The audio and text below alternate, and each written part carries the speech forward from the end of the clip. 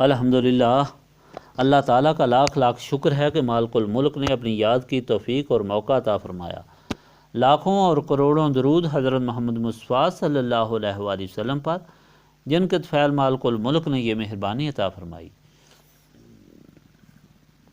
سامعین کرام، اللہ تعالیٰ نے قرآن پاک میں ارشاد فرمایا، اعوذ باللہ من الشیطان الرجیم، بسم اللہ الرحمن الرحیم۔ پھر عطا کی ہم نے موسیٰ کو کتاب تاکہ پوری کر دیں اس پر جو نیکی کرے، تاکہ تفصیل ہو جائے ہر چیز کی، اور یہ باعث ہدایت اور رحمت ہے تاکہ وہ اپنے رب سے ملاقات کرنے پر ایمان لائیں، اور یہ کتاب ہے ہم نے اتارا ہے، اسے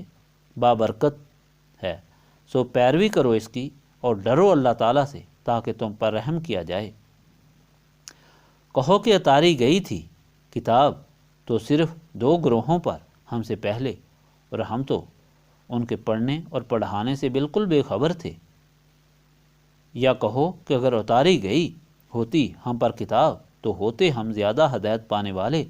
ان سے، بے شک آ گئی ہے تمہارے پاس روشن دلیل تمہارے رب کی طرف سے، اور برابر ہدایت اور رحمت، تو کون زیادہ ظالم ہے اس سے جس نے جٹلایا اللہ تعالیٰ کی آیتوں کو اور منہ پھیرا ان سے۔ ان قریب ہم سزا دیں گے ان کو جو منہ موڑتے ہیں ہماری آیتوں سے، برے عذاب سے، اس وجہ سے کہ وہ منہ پھیرا کرتے تھے۔ وہ کس کا انتظار کر رہے ہیں بجز اس کے کہ آئیں ان کے پاس فرشتے، یا خود آئے آپ کا رب، یا آئے کوئی نشانی آپ کے رب کی، لیکن جس روز آئے گی کوئی نشانی آپ کے رب کی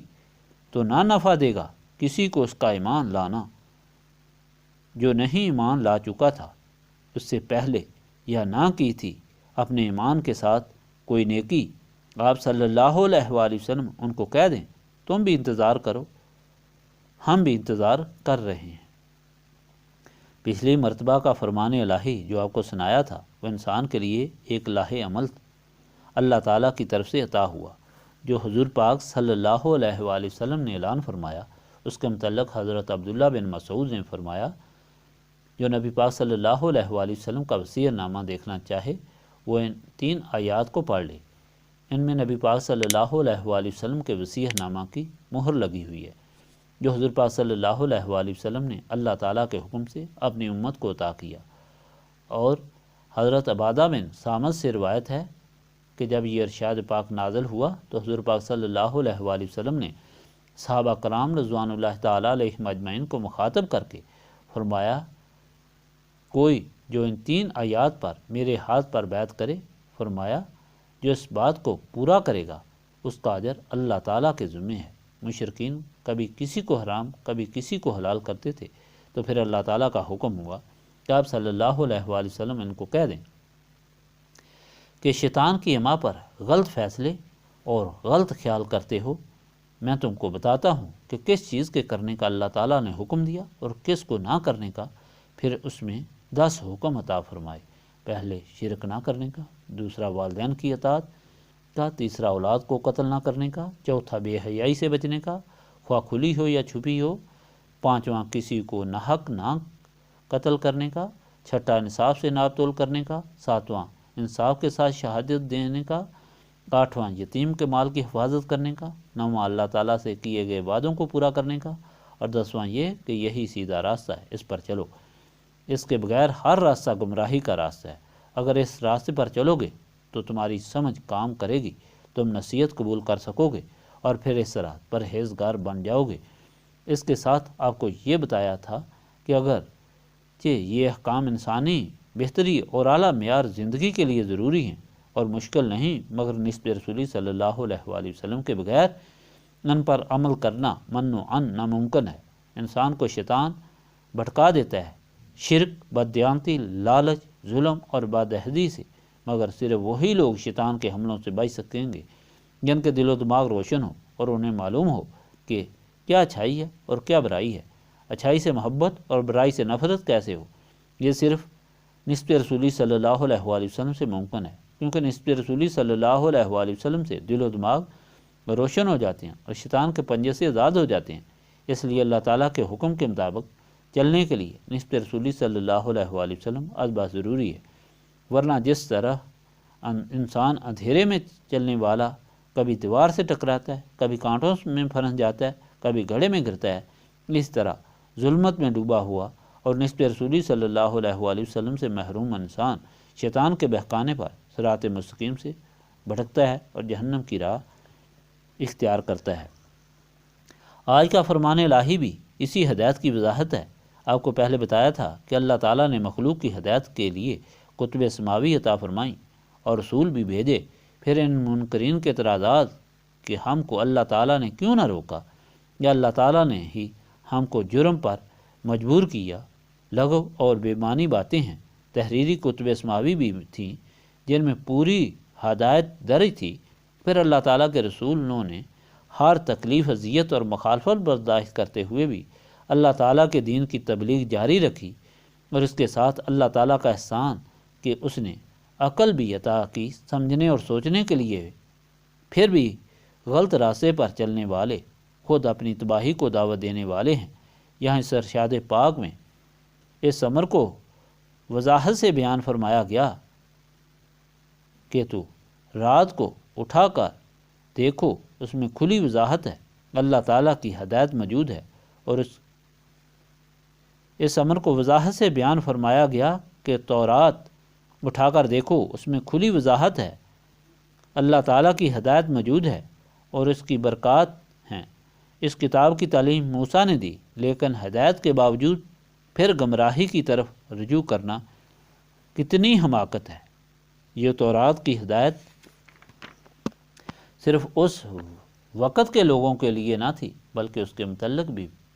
پیشین گوئیاں تھیں کہ اللہ تعالیٰ کا آخری رسول صلی اللہ علیہ وآلہ وسلم آنے والا ہے، اس کے قدموں سے لپٹ جانے سے ہی نجات ہوگی۔ یہی وجہ تھی یہود 300 سال سے مدینہ پاک میں آباد تھے۔ حضور پاک صلی اللہ علیہ وآلہ وسلم کی آمد کے انتظار میں ان کے علماء گلی کوچوں میں پھر کر لوگوں کو تبلیغ کیا کرتے تھے کہ اللہ تعالیٰ کے آخری رسول صلی اللہ علیہ وآلہ وسلم آنے والے ہیں، وہ تم کو یہی ہدایت دیں گے اور ہم ان کے جھنڈے کے نیچے چلیں گے۔ ان میں سے ایک شخص عامر راہب تھا جو مشہور عالم اور فقیر سمجھا جاتا تھا، اور ہر وقت نبی پاک صلی اللہ علیہ وآلہ وسلم کی آمد کی اطلاع دیتا پھرتا تھا، لیکن جب نبی پاک صلی اللہ علیہ وآلہ وسلم کی بعثت ہو گئی تو یہی لوگ مخالف ہو گئے۔ یہی عامر راہب عامر فاسق بنا اور جا کر مشرکین مکہ سے ملا اور اپنے بد انجام کو پہنچا۔ اللہ تعالیٰ کے فرمان میں یہ بھی ہدایت دی گئی کہ تم یہ اگر کہو کہ یہ ہدایت فقط یہودیوں اور عیسائیوں کے لیے تھی، یہ بھی غلط ہے۔ اول تو جہاں بھی ہدایت ہو قبول کرنی چاہیے۔ دوسری یہ بات کہ تمہارے اس اعتراض کو دور کرنے کے لیے اللہ تعالیٰ نے قرآن پاک تم کو عطا فرمایا جو تمہاری ہی عربی زبان میں ہے اور جس میں سب ادیان کا علم ہے، کوئی تر کوئی خشک ایسی چیز نہیں جس کا ذکر اس میں نہ ہو۔ اس کے نازل ہونے پر تمہارے یہ اعتراضات بھی ختم ہو گئے کہ جس طرح یہود و نصارہ کو کتابیں ملی، اگر ہم کو ملتی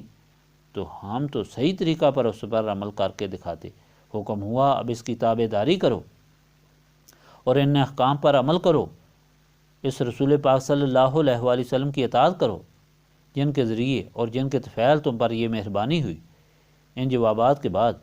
پھر مزید ہدایت انہی منکرین کے اعتراض پر ملی کہ یہ لوگ کہنا شروع ہوئے کہ ہم کو کوئی نشانی بھی دکھائی جائے جو قیامت کی ہو۔ اس پر حکم ہوا کہ نشانیاں تو دکھائی جائیں گی، مگر جب قیامت کی نشانی سامنے آ جائے گی، یعنی سورج کا مغرب سے طلوع ہونا، دابت الارض کا ظاہر ہونا اور عیسیٰ کا آسمان سے اترنا، حکم ہوا کہ نشانی کے بعد تمہارا ایمان تم کو نفع نہیں دے گا، کیونکہ ایسی حالت کا ایمان قبول نہیں ہوتا۔ سامعین اکرام، یہ ہدایت جو اللہ تعالیٰ نے دی اس کو قبول کرنا یا پہلے جو اللہ تعالیٰ کی عنایات ہیں ان کو قبول کرنا، ان کو دیکھنا، ان پر یقین کرنا، سب نسبت رسولی صلی اللہ علیہ وآلہ وسلم پر موقوف ہے۔ اگر نسبت رسولی صلی اللہ علیہ وآلہ وسلم حاصل ہو تو اللہ تعالیٰ کا یہ فرمان سمجھ میں آتا ہے